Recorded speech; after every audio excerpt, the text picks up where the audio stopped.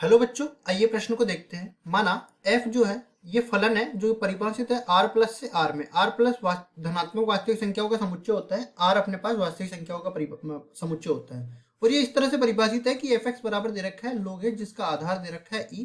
तो हमें निम्नलिखित को प्रत्येक को ज्ञात करना है। f का परिसर, f के परिसर को हमें ज्ञात करना है। प्रश्न को हल करने से पहले इसकी मुख्य अवधारणा के बारे में चर्चा कर लेते हैं।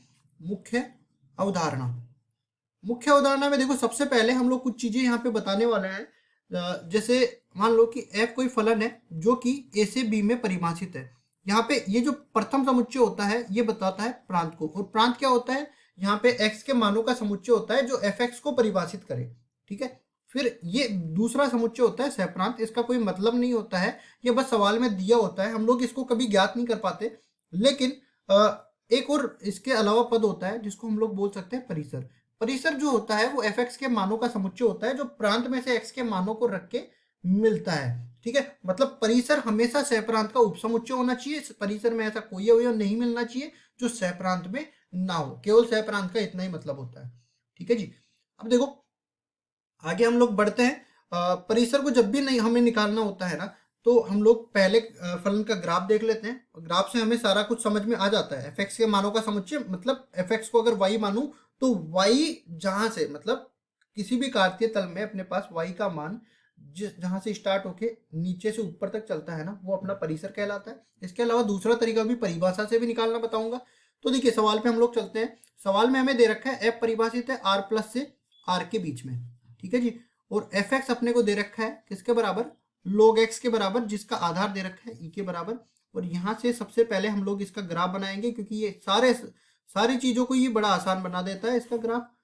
देखिए log x का जो ग्राफ होता है ना वो इस तरह से जाता है, जहाँ पे क्योंकि ये e जो है अपने पास एक से बड़ा होता है, इस तरह से ये ऊपर की तरफ जाता है। यहाँ पे x बराबर जैसे ही 1 मिलेगा fx का मान अपने को 0 मिल जाएगा।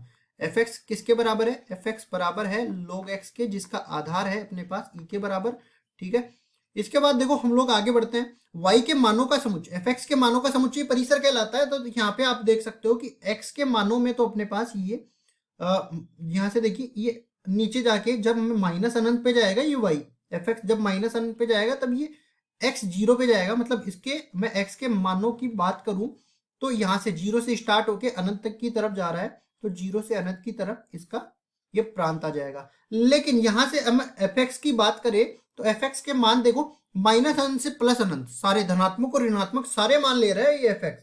ठीक है, तो fx के मानों का समुच्चय माइनस अनंत से प्लस अनंत की तरफ बन जाएगा। दूसरा तरीका इसका निकालने का, ये अपना fx के मानों का जो समुच्चय आया वो परिसर ही कहलाता है। ये ग्राफ से तो हमने देख लिया, लेकिन परिभाषा से भी अभी देखना बाकी है। तो इसके लिए क्या करेंगे, देखो fx बराबर में ये जो log x है ना इसको y के बराबर मानेंगे। अब इसका तरीका ये होता है कि पहले तो इसको x और y को आपस में परिवर्तित करो, मतलब जहां पे x है वहां पे y डाल दो। तो y डालेंगे तो ये बन जाएगा log e y, ये आ जाएगा x के बराबर। अब हमें बोलता है कि ये y में अस्पष्ट फलन है, तो y में स्पष्ट फलन इसको बनाओ। तो स्पष्ट फलन बनाने के लिए इसका एंटीलॉग लेंगे हम लोग। तो क्या करेंगे, दोनों तरफ आधार ई ले लेंगे, क्योंकि जो आधार यहाँ पे होता है वही आधार हमें लेना होता है। ये बन जाएगा, दोनों तरफ आधार लेंगे तो ये घात में बन जाएगा, ये बनेगा इधर e की घात x के बराबर। आगे बढ़ते हैं। हम लोग जानते हैं कि e की घात लोग यहाँ पे भी a आधार आ जाए और ये x आ जाए तो ये आधार हटके केवल ये x बन जाता है। तो इसमें भी ये पूरा आधार हट जाएगा और केवल ये y बचेगा, मतलब y का मान मिल गया e की घात x। ये अपने को y में स्पष्ट फलन मिल गया। अब देखिए इसका जो प्रांत होगा ना वो इस दिए हुए फलन का परिसर कहलाता है। ठीक है, क्योंकि यहाँ पे देखो x को y से हमने बदला है, x के मानों का समुच्चय अगर हम लोग इसमें निकालेंगे तो हमने इसको तो बदल दिया, तो y के मानों का समुच्चय हमें निकल जाएगा। y के मानों का समुच्चय fx के मानों का समुच्चय है। और हम लोग जानते हैं इसका अगर प्रांत निकालेंगे ना तो किसी भी चरघातांकी फलन में यहाँ पे x का मान कुछ भी हो सकता है, क्योंकि चरघातांकी फलन क्या कहता है, ये अपने पास इस तरह से बढ़ता चला जाता है। यहाँ पे x का मान माइनस अनंत से प्लस अनंत के बीच में कुछ भी रखो कोई फर्क नहीं पड़ता है। तो x के मानों का समुच्चय यहाँ पे माइनस अनंत से प्लस अनंत के बीच में आ जाएगा। और जो x के मानों का समुच्चय ही है, क्योंकि हमने यहाँ पे इसको आपस में बदला है, तो ये fx के मानों का समुच्चय ही कहलाता है माइनस अनंत से प्लस अनंत के बीच में। मतलब हम लोग कह सकते हैं कि fx जो है fx बिलोंग करेगा वास्तविक संख्याओं के समुच्चय से।